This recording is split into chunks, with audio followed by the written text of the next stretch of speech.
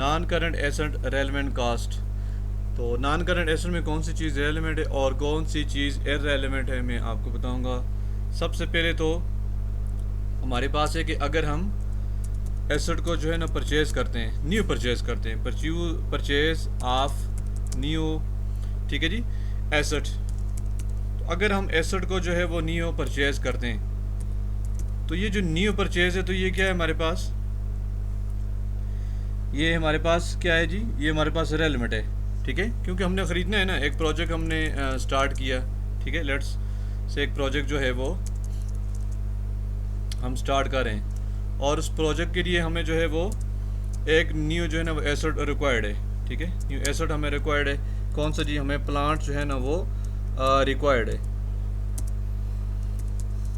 तो उसकी कास्ट कितनी बनती है जी, मार्केट में वो प्लांट बनता है जी हमारे पास $1 लाख।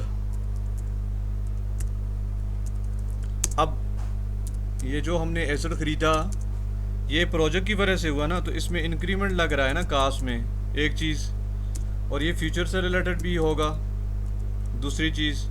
और थर्ड पॉइंट इसमें हमने क्या चीज़ पढ़ी थी जी, कैश फ्लो। तो ये कैश फ्लो भी है, तो ये कैश फ्लो भी है, तो इसका मतलब क्या है जी, ये हमारे पास जो है ना वो रेलेवेंट कास्ट है। तो सिंपल, जब नॉन करंट का हम जो है ना वो निकालते हैं इंक्रीमेंटल या फ्यूचर या कैश फ्लो से रिलेटेड रेलेवेंट कास्ट, तो जब हम एसेट, कोई भी एसेट न्यू परचेज करेंगे, ठीक है, एसेट को हम न्यू परचेज करेंगे, वो हमारे पास क्या होगा जी, वो हमारे पास जो है ना वो रेलेवेंट कास्ट होगा। एक चीज़, पहला पॉइंट तो ये सिंपल सा पॉइंट है, इसमें इतने ज़्यादा हार्ड एंड फास्ट रूल नहीं है।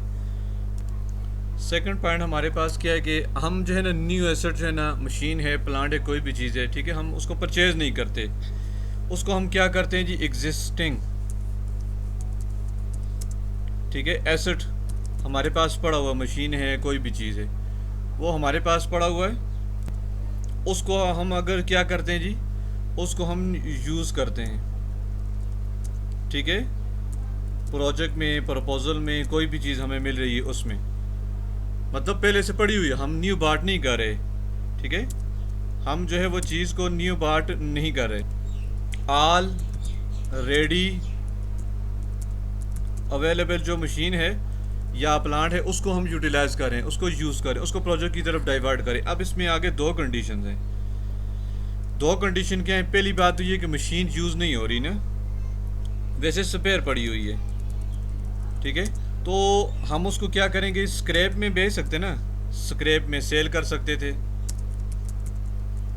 ठीक है, लेकिन हमने क्या कि स्क्रैप में सेल्स नहीं किया, ठीक है, हमने क्या करें जी, उसको डाइवर्ट करें, दूसरी साइड पे डाइवर्ट करें और यूज़ करें। तो ज़ाहिर बात है, उसकी जो पास्ट कास्ट है, संग का पास्ट जो कास्ट है, पास्ट कास्ट है या परचेज कास्ट है, ठीक है जी, वो हमारे पास क्या जी, संग कास्ट है, वो तो हमारे पास रेलेवेंट नहीं है ना, ठीक है, वो हमारे पास रेलेवेंट नहीं है।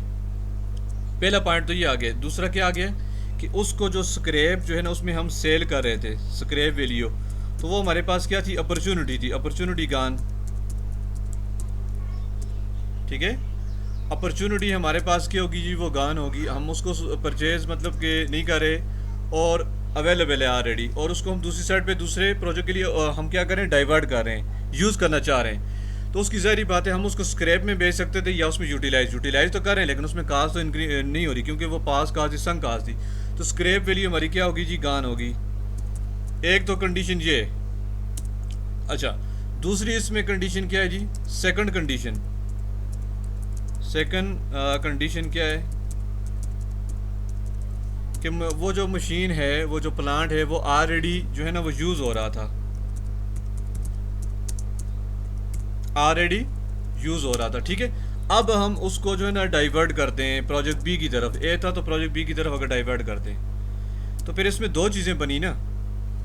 पहली क्या बनी जी, पहली क्या बनी कि उसमें से जो कंट्रीब्यूशन लास्ट होगा, क्योंकि मशीन जो है ना, ज़ाहिर बात है, दूसरी साइड पे हम भेज रहे हैं, तो उसमें कंट्रीब्यूशन तो लास्ट होगा ना, एक पॉइंट,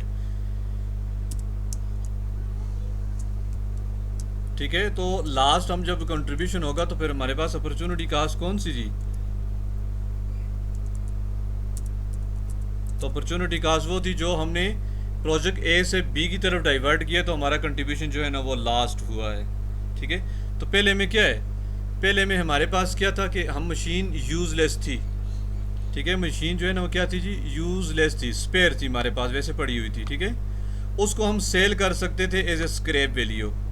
तो हम या तो स्क्रैप कर रहे थे, ये अपॉर्चुनिटी गान होगी क्योंकि हमने डाइवर्ट करके दूसरी साइड पे यूज़ कर लिए। तो जो हमारे पास रेलेवेंट कास्ट जो है ना वो स्क्रैप वैल्यू थी, अपॉर्चुनिटी कास्ट जो गान हो गई, ठीक है। लेकिन जो मशीन हमने ख़रीदी हुई थी उसकी कास्ट वो हमारे पास संक कास्ट थी। एक चीज़ ये याद रखना है, मशीन यूज़ नहीं हो रही थी, स्पेयर थी और हम उस साइड पे डाइवर्ट कर रहे थे। दूसरी कंडीशन क्या है कि मशीन हमारी ऑलरेडी यूज़ हो रही है जी, ठीक है, उसको हम डाइवर्ट करें। तो डाइवर्ट करेंगे तो हमारा कंट्रीब्यूशन लास्ट होगा ना। और इन दोनों कंडीशन में हम जो है ना देखें रिप्लेस नहीं करते ना, एसेट को रिप्लेस नहीं करते जैसे पहले पॉइंट में कहा था। तो अगर हमारे पास स्पेयर है और डाइवर्ट कर रहे हैं तो जो स्क्रैप वैल्यू थी हमारे पास अपॉर्चुनिटी कास्ट थी। दूसरे में हम ऑलरेडी यूज़ कर रहे थे और दूसरी साइड पे डाइवर्ट करते, सेल नहीं कर रहे थे, तो ज़ाहिर जो कंट्रीब्यूशन लास्ट हुआ वो हमारे पास क्या था जी, अपॉर्चुनिटी कास्ट जो है वो क्या है, कंट्रीब्यूशन लास्ट। अब इसमें और तीसरे में तीसरी चीज़ हमारे पास क्या है, जो छोटी छोटी मैं चीज़ें आपको क्लियर करवा देता हूँ। पहली चीज़ तो ये कि जब हम एसेट वगैरह परचेज़ करेंगे तो उसकी डेप्रिसिएशन भी जो है ना वो इंक्रीज़ होगी। तो डेप्रिसिएशन हमारे पास क्या है, तो डेप्रिसिएशन हमारे पास एक चीज़ नॉन कैश आइटम है, ये हमारे पास क्या है जी, इररेलेवेंट है, क्योंकि इससे कैश जो है ना उस पर इम्पेक्ट नहीं पड़ रहा, ये नॉन कैश आइटम है, इररेलेवेंट आ गया, ठीक है जी।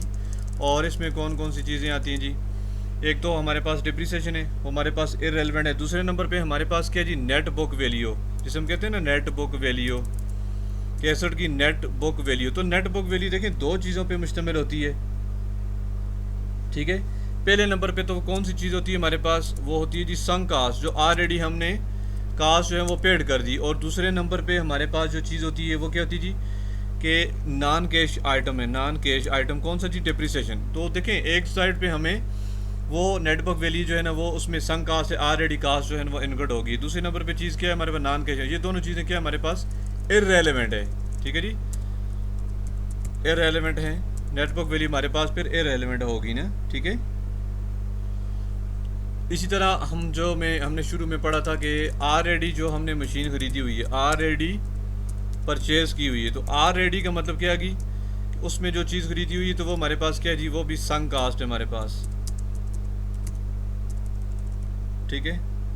तो सिंपल सी चीज़ है, ये सिंपल सा पॉइंट था, मैंने वैसे एक्सप्लेन कर दिया कि डेप्रिसिएशन और नेट बुक वैल्यू। अब नेट बुक वैल्यू में दो चीज़ें हैं, पास कास्ट संक कास्ट है, एक उसमें नॉन कैश आइटम, ये दोनों इररेलेवेंट हमारे पास, ठीक है, इररेलेवेंट। और इसके बाद जो है ना वो ऑलरेडी अगर एसेट हमने कोई परचेज़ किया हुआ है, ठीक है, तो उसकी जो कास्ट है वो क्या है, वो हमारे पास जो है ना वो पास कास्ट है, इररेलेवेंट कास्ट। सिंपल जो है ना ये क्या है, अगर हम न्यू एसेट परचेज़ करें तो वो हमारे पास इररेलेवेंट है। लेकिन अगर हम एग्जिस्टिंग यूज़ कर रहे हैं तो उसमें दो चीज़ें देखनी है कि वो ऑलरेडी यूज़ हो रहा है, ऑलरेडी यूज़ हो रहा है तो उसमें कंट्रीब्यूशन फिर लास्ट होगा, अपॉर्चुनिटी कास्ट है। अगर ऑलरेडी यूज़ नहीं हो रहा, वैसे स्पेयर पड़ा तो स्क्रैप वैल्यू अपॉर्चुनिटी कास्ट है, ठीक है। तो ये छोटा सा पॉइंट था। Thank you.